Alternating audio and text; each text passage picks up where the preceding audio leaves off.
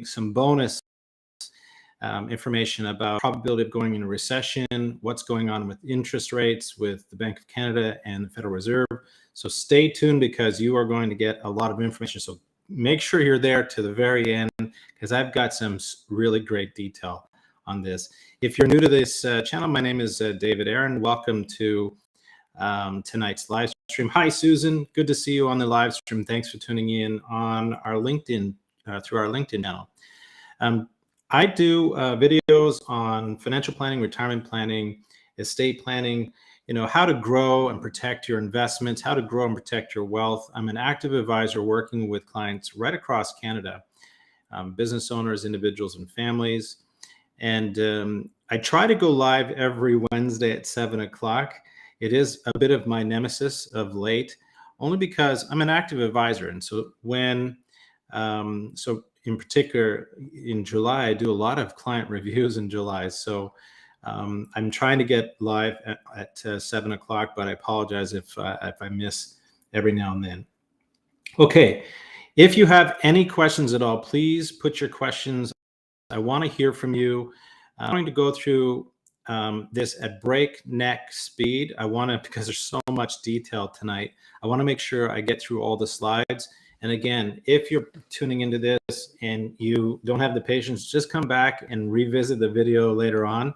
The format of tonight's video is completely different from the videos that I do where I just upload to YouTube, which might be, you know, anywhere from 8 to 10 or 15 minutes. The live stream, I really reserve that to be able to engage with you, to talk with you about your questions and concerns, for me to educate you on what's going on. I'm really big on education. I believe in making sure that when my clients have more information, that leads to better questions, and better questions lead to better outcomes. So with that in mind, why don't we begin? Okay, and again, just put your questions wherever you are, or comments, whatever stream, if it's Facebook, LinkedIn, or YouTube, put it wherever you're viewing, and I'll be able to pick it up and answer as we go along, okay? Let me bring up the slides for you, and here we go. So as I said, I do videos. Go ahead and head on over to my YouTube channel. You'll see a bunch of videos there for you to use.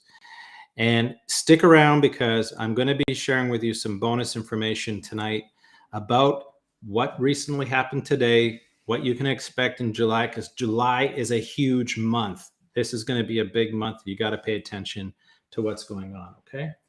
If you can't hear me, if you're having audio issues, please let me know, because I know recently with the internet challenges that we experienced this past week, it's been not easy. So please let me know if you're having any trouble hearing me.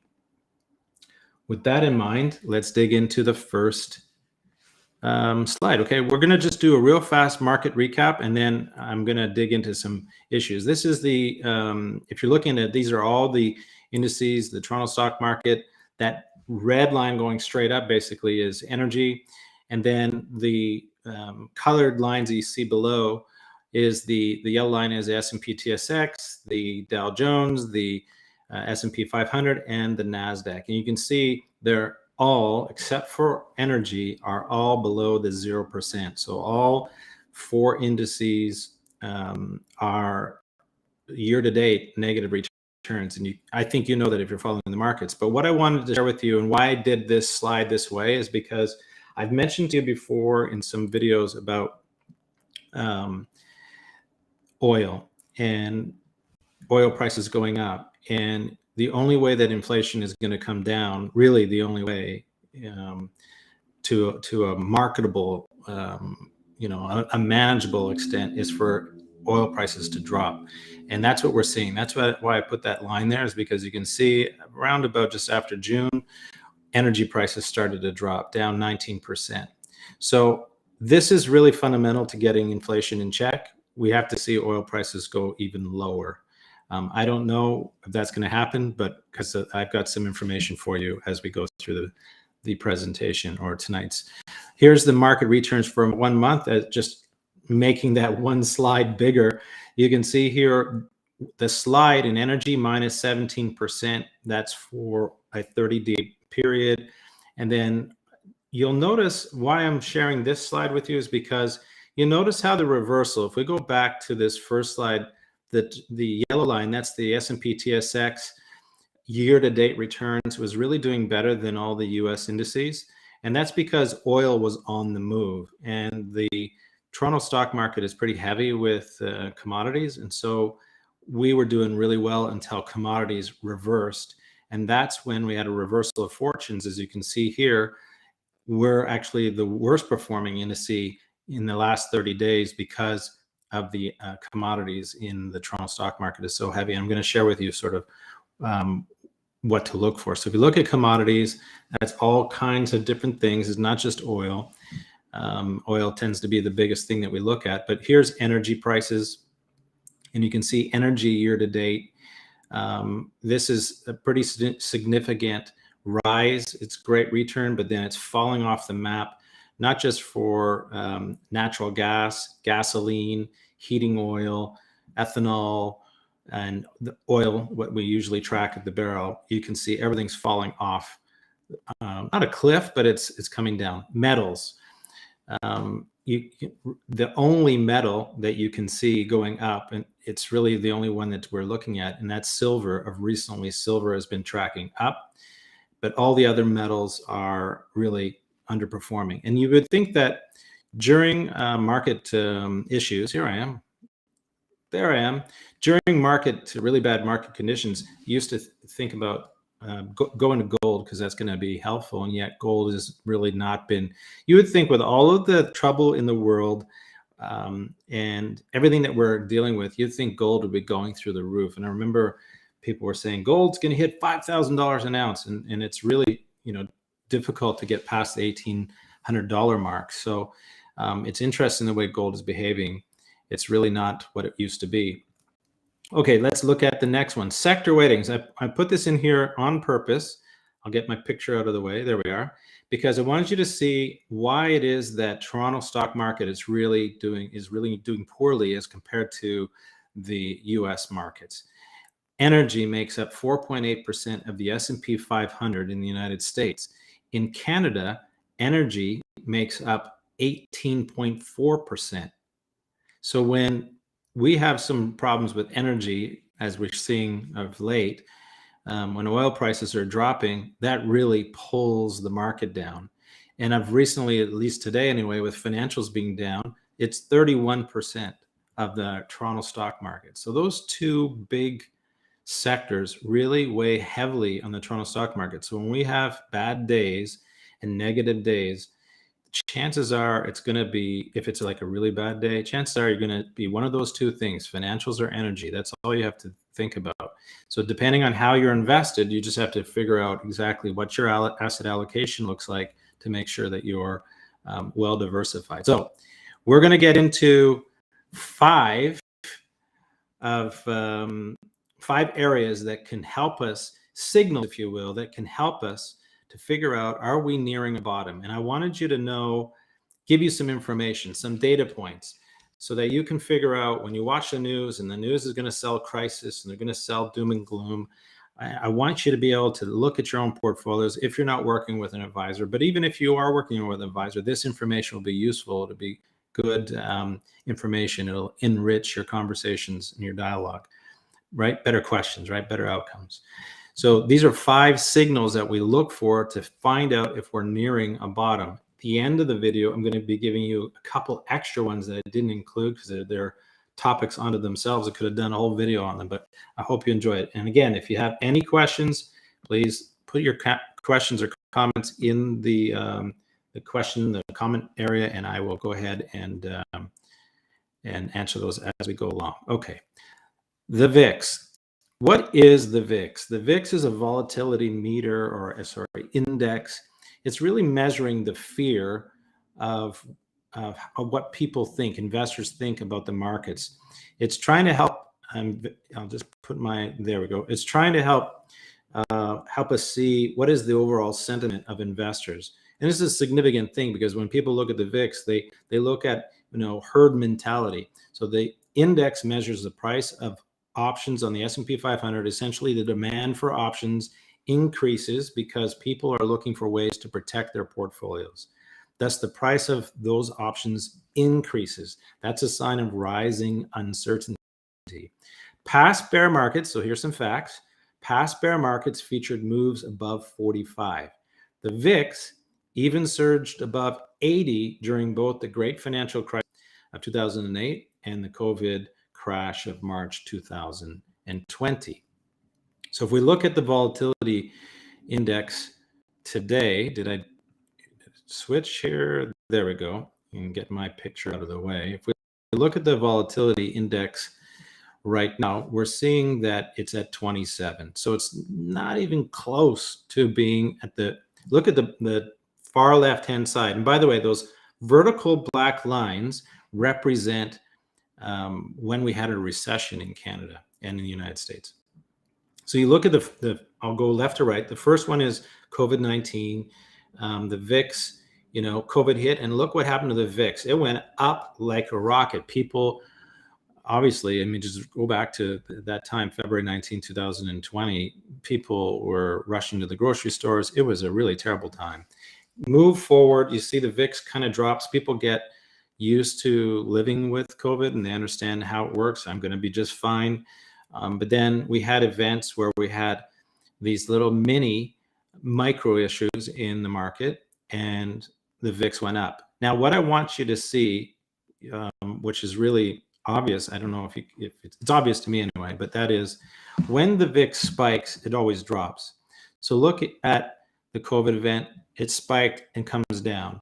You look at April, I'll get my picture out of the way, April 2020, and then I believe it was trying to see the June, I think, and then we had July. Those particular instances were when the vast majority of people were asking questions like, is the Federal Reserve going to raise interest rates? Is the Bank of Canada going to raise interest rates? They got to raise interest rates. Inflation is too high. We're suffering. We got to have some relief. Are we going to go into recession? How much further is the stock market going to fall? It's gone down 5 months in a row. And so the overall sentiment of everyone starts to rise. And so what happens is something happens. We come out with some kind of announcement, like interest rate announcement, and the VIX drops. So it's almost as though there's pressure building, then there's a release because of some kind of event happens. Okay, so the VIX drops. And we see right now that the VIX is not all that high. So people are receiving the messages saying, yes, you're going to raise interest rates. Yes, I see that the market is down. And this is the sign of I don't want to say capitulations, but it's the sign that people are getting used to, okay, I understand what's going on. The volatility index year to date. Here, the interest rate. This is like, instead of showing you like a number of years, here's just 2022. So we had a US interest rate increase. Look at the VIX goes up ahead of that, make an announcement, it drops. People get all nervous, and are we going to have another interest rate hike? Bang, the interest rate announcement goes and the VIX drops. Again, it's a cycle of events. So as we're leading through very difficult times, people get nervous, and then there's some kind of event that pulls that information out. Okay, so now we're going to get into, and by the way, some of this information is pretty heavy. Okay, so I don't want you to get all too worked up. I just want you to understand, you may not understand what a put and a call is. It doesn't matter. What I'm really just trying to help you with is there's a number of different places that we look to see if there's a signal of hitting a bottom. So one of the areas that we look to is what's called the put call ratio. You can actually look this up. If you just typed in exactly the way I did it, you're going to get these slides, or you'll get other slides that companies produce. But anyways, let's just go through this. A put call ratio. When put options, puts are bets that the market will decline. When put option trading volume exceeds call options, calls are bets that the market will rise. So when put option trading volume exceed call option trading volume, it tells the market analysts that bearish expectations are on. So again, we're just looking at how people are trying to hedge the market, whether they've got puts, where there's more puts, or there's more calls, and it gives us a understanding of what traders are thinking of protecting their portfolios, because they're really talking about going forward and thinking about what would the market look like in the very near future. That's what we're doing with puts and calls. So put call spike to near 1.7 to 1.8 occurred in both the late 2018 downturn and also in 2020. So where are we with the put call? Well, again, this is just showing you evidence of what it looks like. A high put call ratio suggests the market is overly bearish and stocks might rebound. A low put call ratio suggests that market exuberance could result in a sharp fall. So here we are, just showing you the red line is the S&P 500 and the put call ratio is that blue line. And you can see here that it was actually the put call ratio was really, really high. And again, this was only a 10-day moving average. So it doesn't go out too far. We're really looking near term. And this is a fast moving target because the moving average changes every single day. And you can see what happens is the high put call ratio, the market drove down, like straight down like a rocket, and then came straight up. So it gives some really near-term signals as to which way the market might go. Okay. Number 3, few stocks trading above key moving averages. Again, this is more of just understanding a little bit about how, just understanding charts. And I understand that I'm not here to give you stock advice. That's not what this is about. All I'm giving you is some of the signals, and one of them, the third one on the list, is how many stocks, so how many companies on the S&P 500, for instance, or the TSX, are trading above or below the 50-day moving average. And so in this case, we're just going to look at how many stocks are trading above the 50-day moving average. And I think I'm going to be able to explain this really easily because it's not that complicated. Although the slides might look complicated, but I don't want you to get too worked up. Okay, so the top slide is the top index is the S&P TSX, okay? Those red dotted lines, that's the actual daily action of the S&P TSX moving up and down. But those solid lines represent the 200-day moving average and the 50-day moving average. These are the two moving averages. So how is it's called a simple moving average. How does that work? Simple moving average is easy. Just if we look at the 50-day simple moving average, we're 50 days out. On the 51st day, the oldest day drops off and then the new day gets added to the average. So every day the 50-day moving average changes. Same with the 200-day.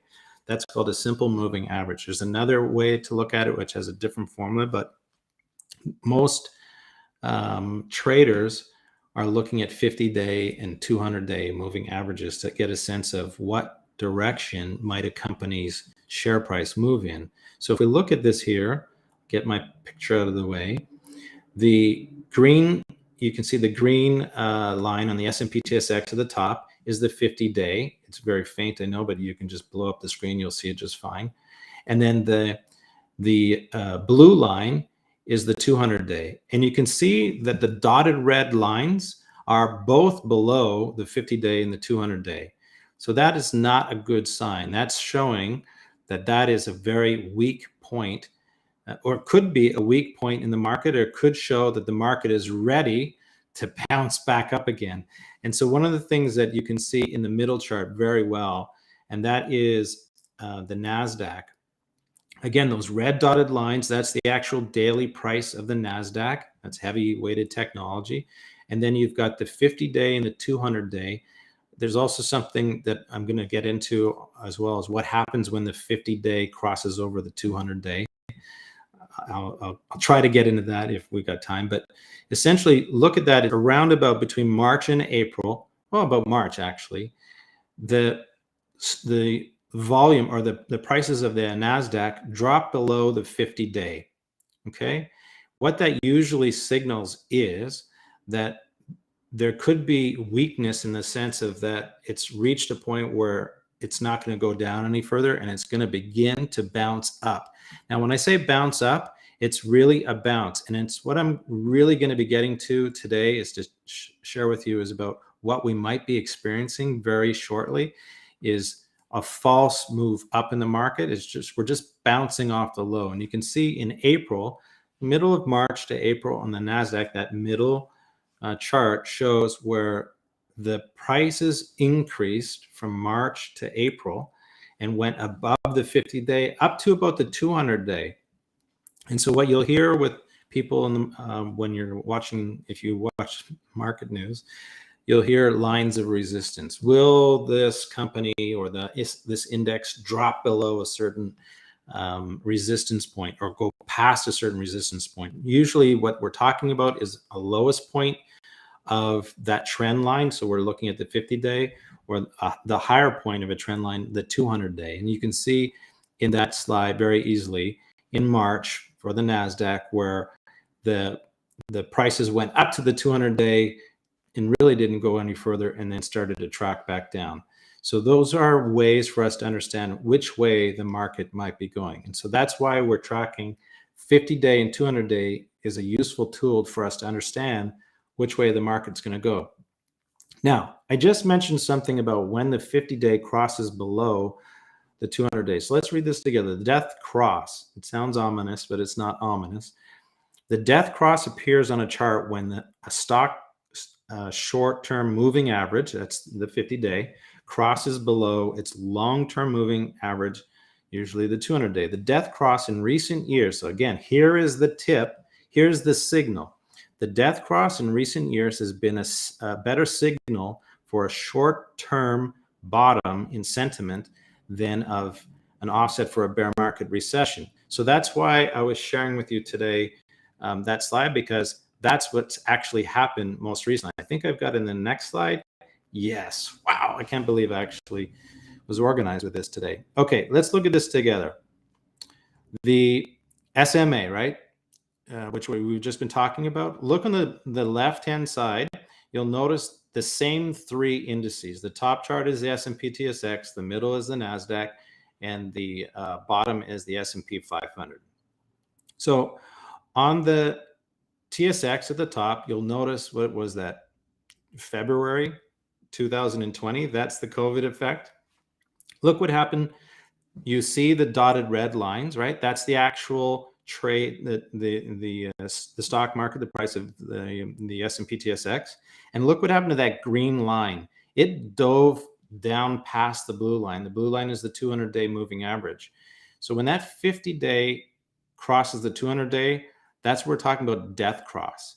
And the death cross can usually signal short-term increases in the market.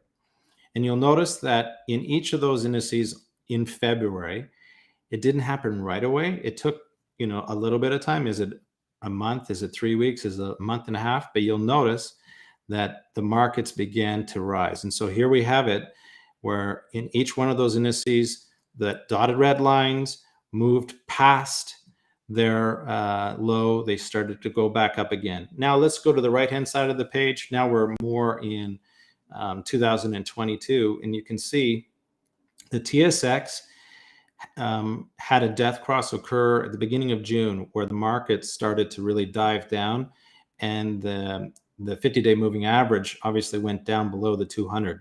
So that's a possible signal to us that we could have a short-term rally very shortly that will move the market up. And if you're thinking, I don't want to promote market timing here for you, but if you're thinking, when are we going to bottom, or when are we going to get some relief so I can maybe get out of some positions or just reallocate my portfolio in a different way, then look for a short-term rally that might be coming very shortly, okay? And you can see that's happening in all of the indices. You see that is both present in the NASDAQ and also in the S&P 500. Death crosses occurred in 2022, early 2022. So I'm fully expecting to see some kind of rally or bounce up very shortly. So the death cross, here's a fact. Another reason why we look at this. The S&P 500 index was higher a year after the death cross about 2/3 of the time, averaging a gain of 6.3% over that span. So that's why I'm giving you this information. If I go back here and look to the left and you look at all those three indices, is all those indices up? They were all up more than 6.3% after a death cross occurred. So here we have on the right-hand side in 2022, 3 death crosses occurring. Didn't happen anytime before then. And here we are looking at a possible rally, a bump up. Okay. It won't be long. It won't be something that's going to last for years. So just pay attention to that. Okay. So now, since 1971, pay attention to this because this is just fact. Since 1971, the 22 instances in which the 50-day moving average of the NASDAQ fell below its 200-day moving average were followed by average returns of about 2.6 over the next month, 7.2% in 3 months, and 12.4% 6 months after the death cross, roughly double the typical NASDAQ return over those timeframes. Those are the statistics of the last 22 instances we've had death crosses. So pay attention to your portfolio. What's your asset allocation? How much of your portfolio is allocated to technology? So you're looking at IT, or if you're in the NASDAQ, you want to pay attention to how much of your portfolio is in the NASDAQ, because you might see you're going to get some decent returns over this periods of time. Number 4, a wide difference between risky and safe haven bond yields. Okay, this is something very interesting. They say the bond market is the smart money. A potential bullish turn in stocks is when rates on risky bonds surge compared to those on safe haven treasuries. When the yield premium on high-grade corporate bonds rises above 2.5% versus the treasury yield, and 8% on a high-yield fixed income, historically, that's when too much bankruptcy risk is priced in. Stocks tend to do well as corporate pessimism subsides. So let's look at what that actually looks like in a chart. This is actually what's going on right now. You can see the corporate bonds are around 4.95% and the junk bonds are at 9.3. It's a massive spread between that. That is a signal to us that things could be getting better, at least for a little bit of time. And I'm going to talk about that in a minute. And 5th one, the final one of all 5 is investor capitulation. I've talked about this before a little bit. I'm going to get into this now, and then I'm going to share with you some bonus information, okay? And the bonus information I'm pretty stoked about showing you. This is actually very interesting. You can look this up, the AAI Investor Sentiment Survey. This is a survey of a couple thousand people who are about 60 years of age, have $1 million portfolios, and they asked them one question: do you think we're going to have a recession? And they asked the question every week. And so you can see here that 52.8% the week of July 6th believe that the sentiment doesn't look all that good, that it's a bearish sentiment. Only 19.4% believe a bullish sentiment. And down here you can see some of the previous bull bear spread trends, the difference between the 52 and 19.4. And you can see the week before that, people were a little bit more bullish about the market, 22.8%, but now a week later, they're only at 19%. But if you think about it from June, middle of June to almost the middle of July, it's around about 20%. Most of the people in this category think not that highly of the market. They actually feel like it's not that great. So let's look at what does that translate to. If you looked at, so again, this is more of looking at what people are thinking about the market and how that actually translates to, did it actually happen that the markets weren't that great over that period of time? Looking out 6 months into the future, they're asking this question: do you think we're going to have a recession or poor market conditions 6 months out? And those people are saying 58% say, yeah, I think we will. So did it actually occur? Let's have a look. Historically, the S&P 500 index has gone on to realize above average returns during the 6 and 12-month periods following unusually low readings for bullish sentiment and for the bull-bear spread. When bears outnumber bulls by more than 30%, this indicator hints that we could be near a bottom.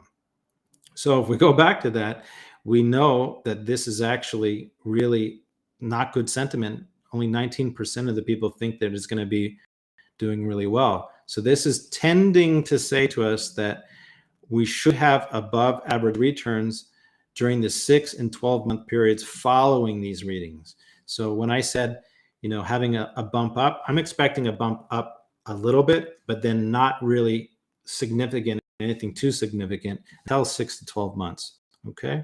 So here we go.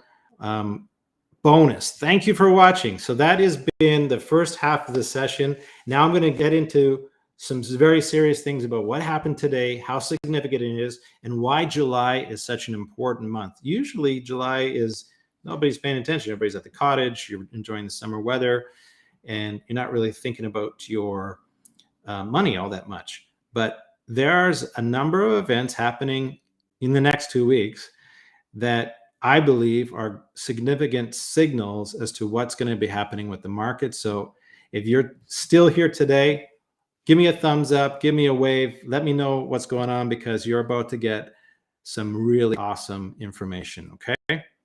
So you can put all that in the comments below. Your thumbs up or your questions, your hand, your clapping, however you want to do it. So let's get into the first one. So the first thing I want to say is there are 3 events in July which will be tipping points for the market. And charts suggest the market could find a bottom after a little more weakness. So what does that mean?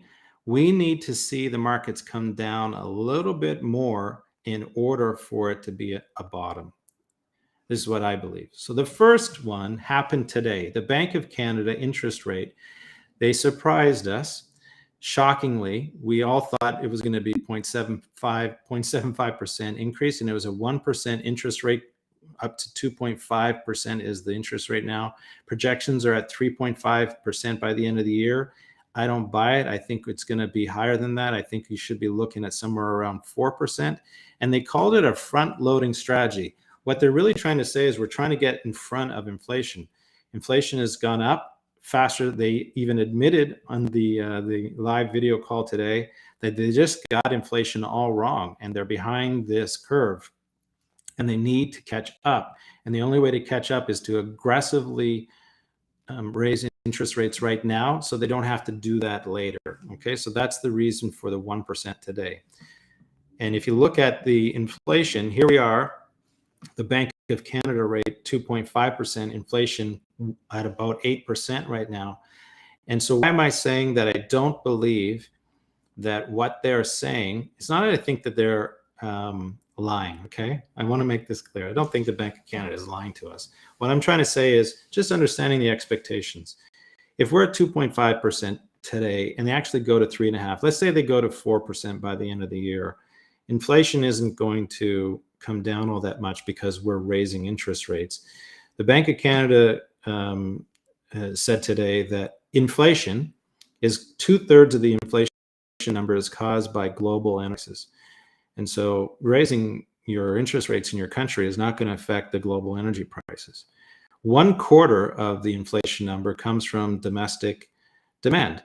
And so that's where they're punishing us, right? They're raising interest rates to slow down the demand of our economy. So just as we're coming out of COVID, just as we're getting the restrictions lifted, just as we have all this pent up demand because we couldn't get what we wanted to because of the supply constraint issues, when we're sitting on all this cash and our houses have gone up dramatically, we're ready to spend money. And just as we're ready to spend money, the government of Canada is making it more expensive for us to do that. So it's not a friendly thing.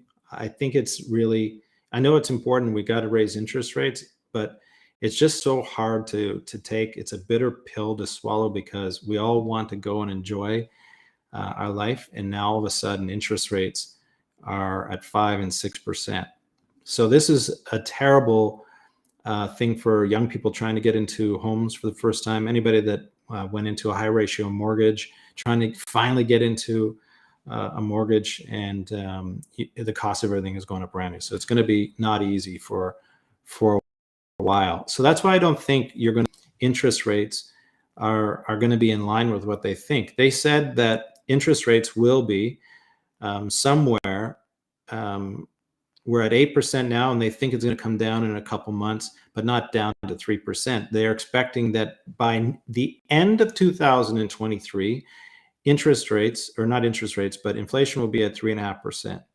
I don't know how that's going to happen, and I'm going to share with you why in these next slides. I think we're going to have probably inflation at 4% or higher for a couple years. Okay, so let me share with you why I think that.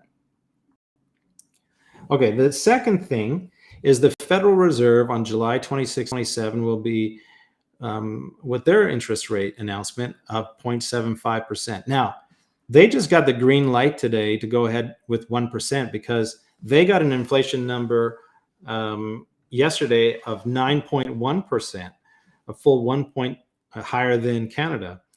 And I don't think they were expecting it to go up that dramatically. I think they expected a little bit, but not 9.1%. And the fact that this small little neighbor to the north raised rates 1%, I think gives them a green light, permission, if you will. Usually it's the other way around, where we follow the lead from the United States. But this is giving permission for the Federal Reserve to go ahead with a 1 point interest rate hike rather than the 0.75. So I tend to believe that they're going to be, Canada and the United States, going to be lockstep in terms of their almost their inflation, because it's fairly close. It's 1% different, and also their interest rates. Okay. Now, I think we're into the third one, right? The earnings season is upon us. So what do we say about earnings season? Earnings season is the time of year where companies are going to report their quarterly earnings. And it started actually this week, today. But tomorrow is really, Thursday is the day where it really formally kicks off with earnings seasons. You're going to get companies that are going to come out and say they did remarkably well. Like energy companies are going to tell them like record profits they've made. And yet their share prices are down, right? Because their product, oil, has actually been falling from $120 a barrel down to about $95, $96 a barrel. So it's an interesting thing for anyone who is investing today, and that is you're going to get a company saying record profits and their share price is down, which is likely going to allow for those companies to rally in their share price because it's a great news story, right? So if anyone is looking at your portfolio today, think about energy, think about what your asset allocation is, how much money you have in energy, because over the next while, energy prices for those companies and profitability is still going to continue as long as energy prices remain high. So let's get into some of those if you will. So there's another 50-day moving average. You can have a 50-day moving average for the S&P TSX. So what is this telling you? This is telling you that 17% of all the companies in the Toronto stock market are above the 50-day moving average, which is not good. So this is really telling us that the share prices of most of the companies, as you well know, because you've seen your balances coming down, this is giving us an indication that companies will likely, many of them will be coming out with not that great of profit. And I'm preparing you now just so you can understand that, a lot of these companies are going to give some really bad performance, and they're probably going to be announcing that their forward-looking numbers are being readjusted. Okay, so this is the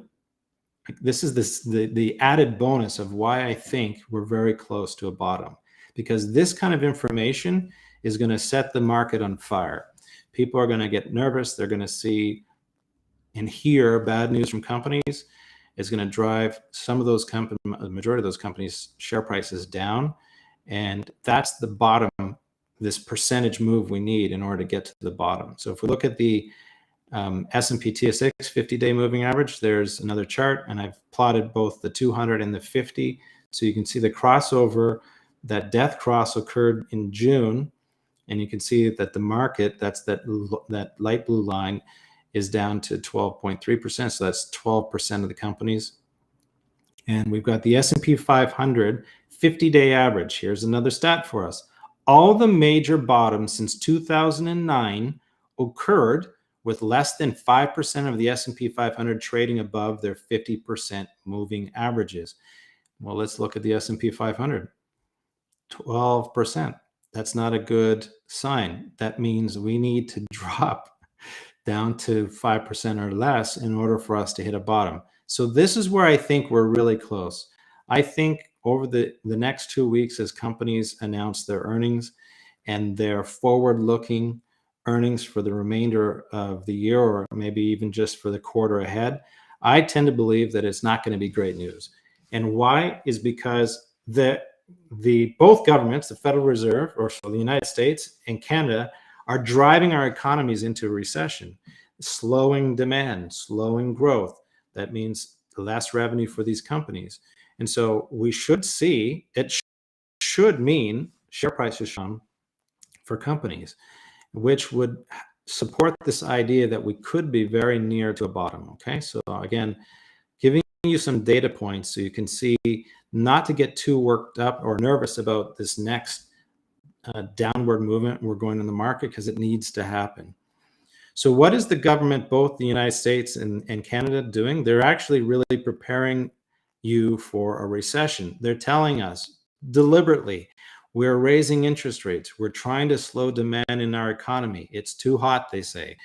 I don't know if it's too hot. There's a lot of people with a lot of money who have a wealth effect, who have money ready to buy but can't get their hands on goods. And both governments are telling us we're going to make it difficult for you to spend money because we're going to slow the economy down. So this is what I'm talking about, that they're not going to come out and tell us we're actually going to induce a recession. They're never going to say that. They're going to say it by doing certain things, or they're going to cause it by doing certain things to create a recession. And without a doubt, we are going into recession. This idea that a soft landing is going to occur, I'm going to share with you why I think that's not possible. And even the Bank of Canada governor today said the window is narrowing for Canada to have a soft landing. So let's share with you a couple of things, okay? We're almost there, 5 slides, I think 3 slides left actually. So here is why. Crude oil price forecast. Look at the crude oil forecast here, 2022, 3, 4, 5, all the way to 2029. These are forecasts absent any geopolitical events, weather patterns. This is just what they think the supply and demand is, or the demand for oil is going to look like. In 2005, average price of $110 a barrel, 2023, $97, 2024, $88. They're saying, a downward trend here because they know very well we're going to go into a worldwide recession, global recession in 2023, which will lower the demand for oil. And they came out with an announcement today, actually lowering their crude oil outlook for demand. So, but look at this here.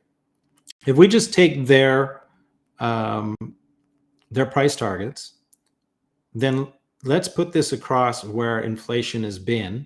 So we've got oil versus inflation, okay? The blue line is inflation, the red line is oil prices. That dotted line is the projected price of oil published. This is what they believe oil will be at. So let's say it's the mid 80s. And where is inflation at when oil is around that price? It's not at 2%.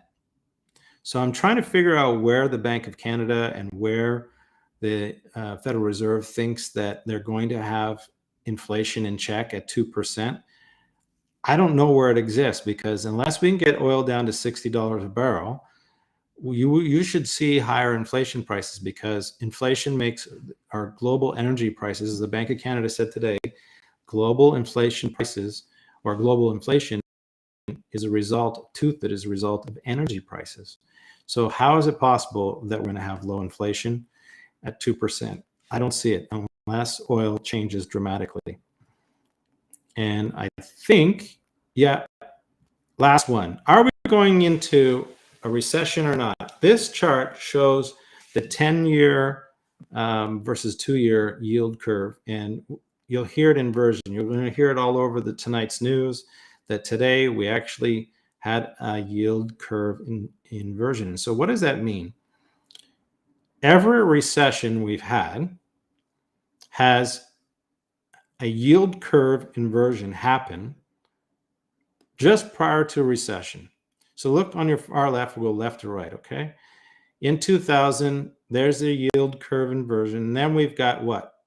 The dot-com bubble that bursted, and we went into a recession. Now, one thing I do want to point out, though, going into recession doesn't necessarily mean that the stock market goes down, right?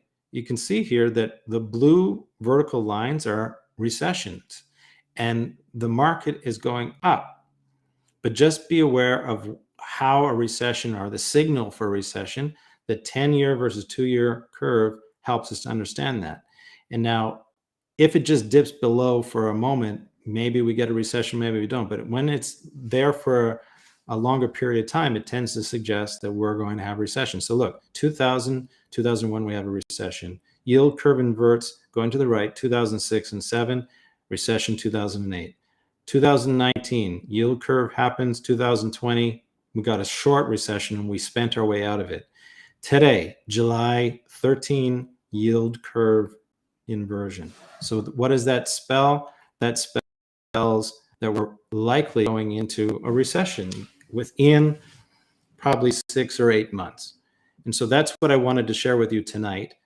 All of this data, so that you could get a sense of are we nearing a bottom? And I believe we're close to nearing a bottom. If all the news that we're going to have during, you can expect whenever there's a major announcement like we did today, is going to create market volatility and uncertainty in the markets, and the markets generally drop when that happens short term. And then everybody settles down and we get back to business again. So this is why I think with Canada's interest rate increase that we just had, the US interest rate that's going to happen 26th, 27th of July, everybody's going to be freaked out because they're going to tell us inflation is out of control and we need to hammer this down just like Canada did. They may not say that exactly.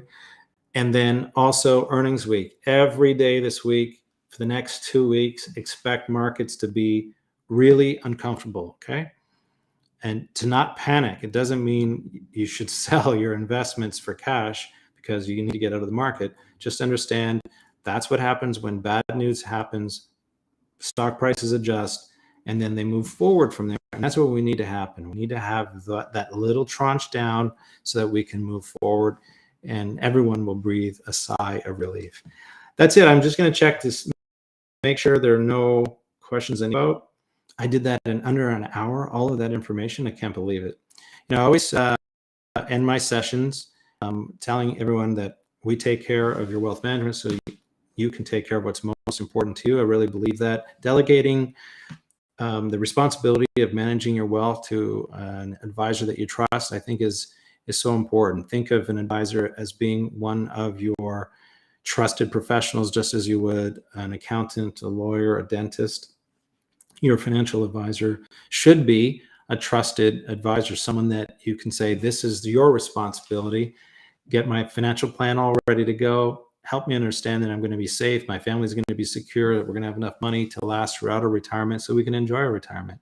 That is the job of an advisor, is to take those worries away from you, to give you really hard data points as to that you're going to be all right, and actually to prove it to you, to show you what is it that they see, not showing you all the formulas, but just simply showing you some of the data points that says, look, we're not making this stuff up. Here's what it looks like.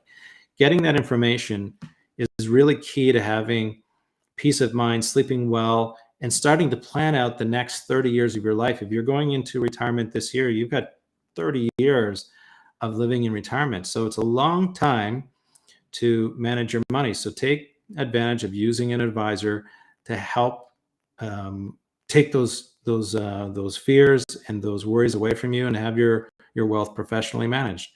That's what I do for my clients. I build all of their financial plans. We do reviews as often as they need them. I update their financial plans. All of that is part of the cost of working with me. And I go through the cost of what it costs to work with me with each client, so you know exactly what that is. And so I'd encourage you, if you have any questions, go ahead and put your information, comments in any of the, whether you're on Facebook, LinkedIn, or YouTube watching this video. You can reach me. My goodness, I always say there's about 5 million ways to reach me on social media, whether it's on my website or on these videos on YouTube.